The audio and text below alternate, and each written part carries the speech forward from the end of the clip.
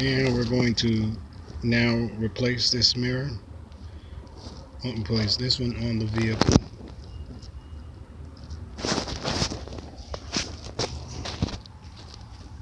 And I'm going to attempt to do this with one hand. I'm going to take this piece and then we're going to feed it through this hole here.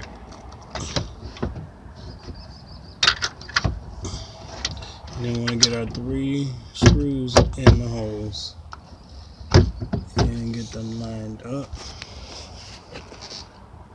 As you can see, I've done. And then we're going to take one of our nuts and screw it on so that we can hold this in place, and then we can actually let the mirror go. And I'll just use the socket by itself to get it started. Get it twisted on there. Get it started. Our mirror is now held in place, and we can install the next 2 screws and get it tightened up.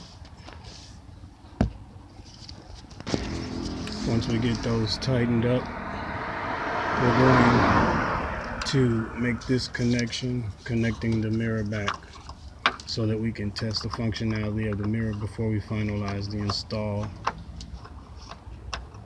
installation.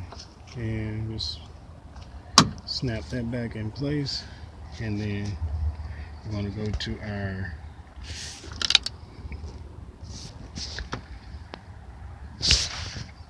go to our mirror settings.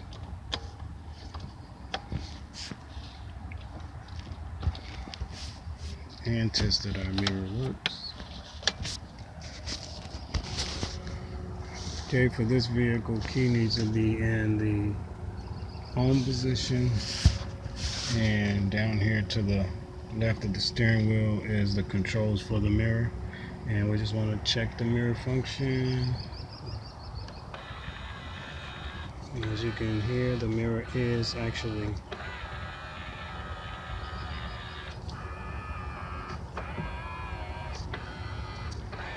now functioning.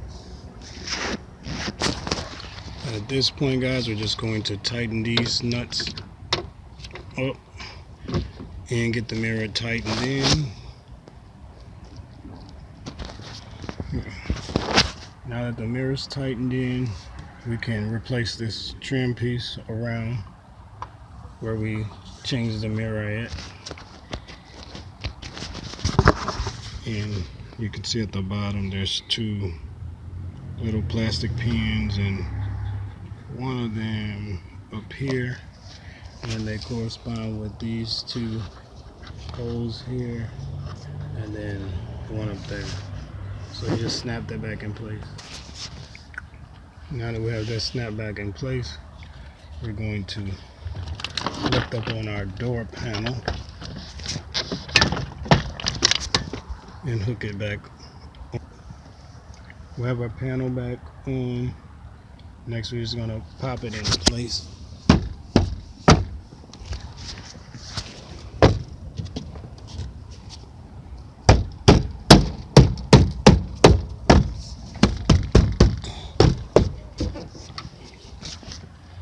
Now that that's done, we're going to put our handle piece back here, which is this piece.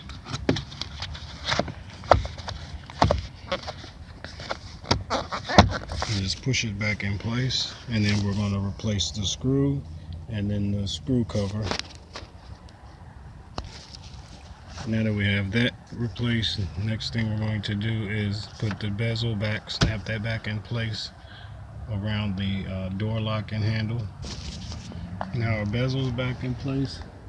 Last thing left to do is to put the screw back here and the screw cover back in this part of the door.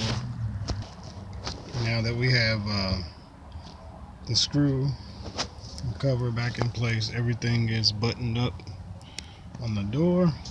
You want to pull on it, check for looseness, make sure nothing is loose. And then the last thing we're going to do is, since we opened the door panel and remove things that are by the window, you want to make sure that on these vehicles especially, you want to make sure that there's nothing blocking the track of the window, because these have that automatic feature that when something's trapped in the window, they'll bump and come back down, so it'll make the window not roll all the way up automatically. So you want to make sure that the window moves freely and that there's nothing blocking it. So to do that, you just want to check the operation of the window. So with the key in the ignition turned to the on position, just want to check that the window rolls up. And that's the end of this fix, guys.